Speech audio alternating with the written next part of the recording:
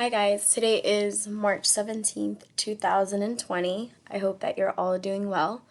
We're going to continue the learning with some SBAC preparation, and we're going to be reading a story called Papa's Parrot by Cynthia Ryland. So it's the same author that wrote Slower Than the Rest, as well as A Bad Road for Cats, and it's from a book of stories called Every Living Thing.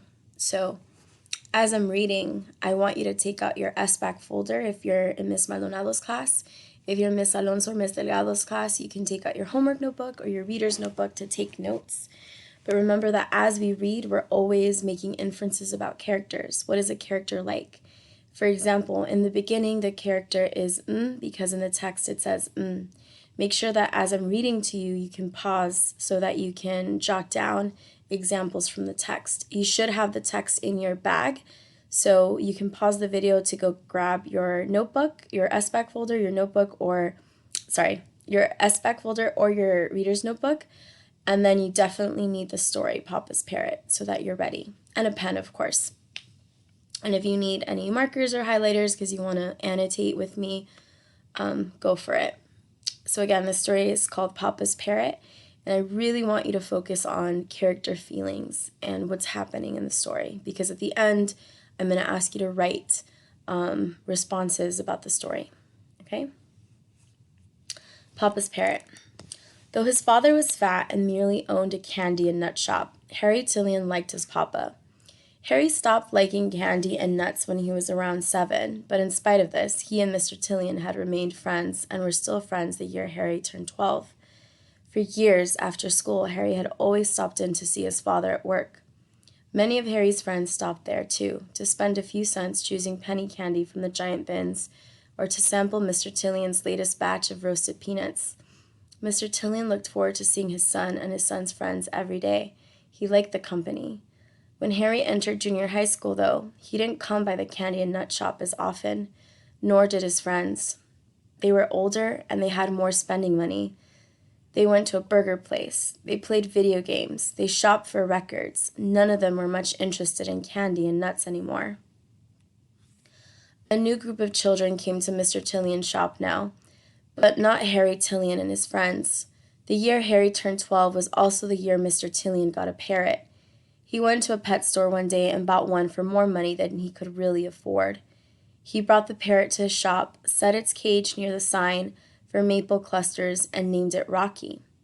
Harry thought this was the strangest thing his father had ever done, and he told him so, but Mr. Tillian just ignored him. So I want you to think right now, and we're going to pause, and in your SBAC folder, I want you to make an inference about Mr. Tillian. The author hasn't really told us why he decided to buy a parrot, but I want you to write down in your notebook, and I can show you right now so you have a sentence frame to do it with. Let me just make a new page. I think Mr. Tillian, I'm going to restart that. So I infer Mr. Tillian chose to purchase a parrot because, I think this because in the text it says, So I infer Mr. Tillian chose to purchase a parrot because, I think this because in the text it says, So pause it so that you can write that statement down and then come back. All right, so you should have already written your inference. We'll talk about our inferences towards the end of the story because we want to see what happens in the text. But hopefully you wrote a nice, juicy inference right now. I lost my place. Okay, Harry thought this was the strangest thing his father had ever done, and he told him so, but Mr. Tillian just ignored him. Rocky was good company for Mr. Tillian. When business was slow, Mr. Tillian would turn on a small colored television he had sitting in a corner, and he and Rocky would watch the soap operas. Rocky liked to scream when the romantic music came on, and Mr. Tillian would yell at him to shut up, but they seemed to enjoy themselves. The more Mr. Tillian grew to like his parrot, and the more he talked to it instead of to people, the more embarrassed Harry became. Remember, Harry is his son. Harry would stroll past the shop on his way somewhere else, and he'd take a quick look inside to see what his dad was doing. Mr. Tillian was always talking to the bird, So Harry kept walking. At home, things were different. Harry and his father joked with each other at the dinner table as they always had. Mr. Tillian teasing Harry about his smelly socks, Harry teasing Mr. Tillian about his blubbery stomach. At home, things seemed all right. So here's another opportunity for us to pause and make an inference about Harry, Mr. Tillian's son. So another inference, or an inference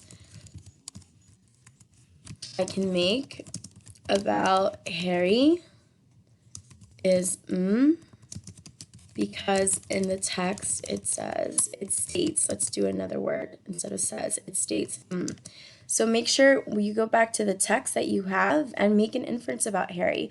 What is he feeling like right now? What does he feel towards his father, and why?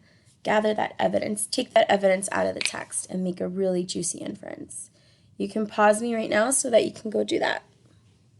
All right, and we're back. But one day, Mr. Tillian became ill.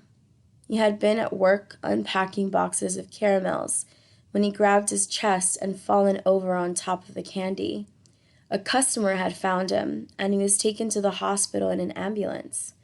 Mr. Tillian couldn't leave the hospital. He lay in bed, tubes in his arms, and he worried about his shop. New shipments of candy and nuts would be arriving. Rocky would be hungry. Who would take care of things? Harry said he would. Harry told his father that he would go to the store every day after school and unpack boxes. He would sort out all the candy and nuts. He would even feed Rocky. So the next morning, while Mr. Tillian lay in the hospital bed, Harry took the shop key to school with him. After school, he left his friends and walked to the empty shop alone. In all the days of his life, Harry had never seen the shop closed after school. Harry didn't even remember what the close sign looked like. The key stuck in the lock 3 times, and inside he had to search all the walls for the light switch. The shop was as his father had left it. Even the caramels were still spilled on the floor. Harry bent down and picked them up one by one, dropping them back into the boxes. The bird in its cage watched him silently. Harry opened the new boxes his father hadn't gotten to. Peppermints, jawbreakers, toffee cream, strawberry kisses. Harry traveled from bin to bin, putting the candies where they belonged. "Hello!" Harry jumped, spilling the box of jawbreakers. "Hello, Rocky." Harry stared at the parrot. He had forgotten it was there. The bird had been so quiet, and Harry had been thinking only of the candy. "Hello," Harry said. "Hello, Rocky," answered the parrot. Harry walked slowly over to the cage. The parrot's food cup was empty. Its water was dirty. The bottom of the cage was a mess. Harry carried the cage into the back room. "Hello, Rocky." "Is that all you can say, you dumb bird?" Harry mumbled. The bird said nothing else. Harry cleaned the bottom of the cage, refilled the food and water cups, and then put the cage back in its place and resumed sorting the candy. Pause, because I just encountered a word you might not know, and it's an opportunity for you to figure out the meaning of an unknown word. So I'm going to read that sentence again. Harry cleaned the bottom of the cage, refilled the food and water cups, and then put the cage back in its place and resumed sorting the candy. So pause it for right now, or we'll pause in a second, and I want you to write, I think the word resumed, and I'm going to bold it, means because I want you to try to figure it out without my help, and then when you unpause me, we can talk about it. So if you said the word resumed means to start again, you're correct. And especially because we did prefixes at the beginning of the year, means to restart something. And if I go back in the text, it says Harry cleaned the bottom of the cage, refilled the food and water cups, then put the cage back in its place and resumed sorting the candy. I can kind of make that connection that they've already used the word refilled. So that means like to do something again. So going back to the text. "Where's Harry?" Harry looked up. "Where's Harry?" Harry stared at the parrot. "Where's Harry?" Chills ran down Harry's back. What could the bird mean? It was like something from the Twilight Zone. "Where's Harry?" Harry swallowed and said, I'm here, you stupid bird." You stupid bird, said the parrot. Well, at least he's got one thing straight, thought Harry. Miss him, miss him. Where's Harry? You stupid bird. Harry stood with a handful of peppermints. What? He asked. Where's Harry? Said the parrot. I'm here. I'm here, you stupid bird. I'm here, Harry yelled. He threw the peppermints at the cage, and the bird screamed and clung to its perch. Harry sobbed.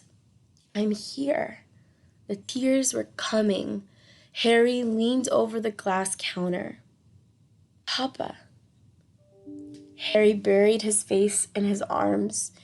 Where's Harry? Repeated the bird. Harry sighed and wiped his face on his sleeve. He watched the parrot. He understood now.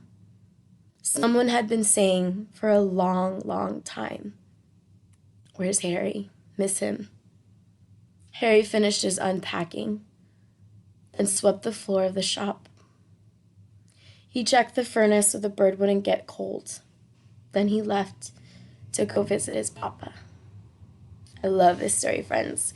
So we're going to go back to the part where it said, Harry sighed and wiped his face.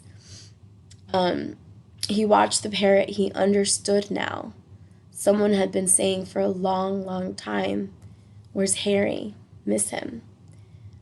So think to yourself, who's saying that, or who had been saying that for such a long time? So I'm going to go back to our text. I think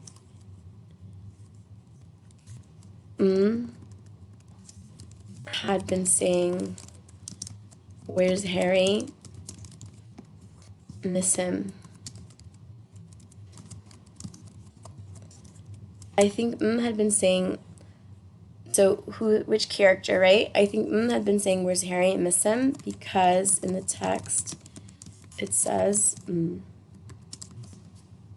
So pause it so that you can answer. And now we're back. So if you said that Harry's father or Mr. Tillion had been saying, Where's Harry? Miss him, because in the text it says that he's, Harry is frustrated. He doesn't know why the bird is saying that, because he's right there. Well, parrots typically do that. They tend to repeat what people say around them, and it's kind of like a broken record. They keep saying it and saying it. So for the last part, you've read the story with me. You've hopefully written observations about characters and anything that I've asked you to write. And I'm going to ask you to answer these questions for me. And you're going to have to pause on this page so that you're able to answer them. I'm going to read them to you, pause it, and then I want some a juicy, juicy paragraph for each question. So question 1 is, what kind of person is Mr. Tillion? When describing a character, remember to show that you know the character is complicated. For example, tell about more than one trait. So what is Harry like, or what is Mr. Tillion like, right? Think of more than one word to describe him. Tell about his motivation, what motivates him? What makes him wake up in the morning? What does he really want? Give details from different parts of the story that support your understanding of the character. So you might write something like, I think Mr. Tillion is because in the text it says Another example why I think he's is lastly, I also think Mr. Tillion is also because in the text it says So juicy, juicy paragraph for that first one. And then the second question, reread the lines below. Make sure you pause me when you need me to pause, or need for me to pause. So reread the lines below. These lines represent a turning point for Harry. So this is where Harry changes a bit. How did Harry change from the beginning to the end of the story, and why? I'm here, you stupid bird. I'm here, Harry yelled. He threw the peppermints at the cage, and the bird screamed and clung to its perch. Harry sobbed, I'm here. The tears were coming. Harry leaned over the glass counter. Papa. Harry buried his face in his arms. Where's Harry? Repeated the bird. Harry sighed and wiped his face on his sleeve. He watched the parrot. He understood now. Someone had been saying for a long time, Where's Harry? Miss him. So when discussing character change, remember to describe 1 or 2 ways the character changes from the beginning of the story till the end of the story, and explain what caused the change, right? Include how different story elements, other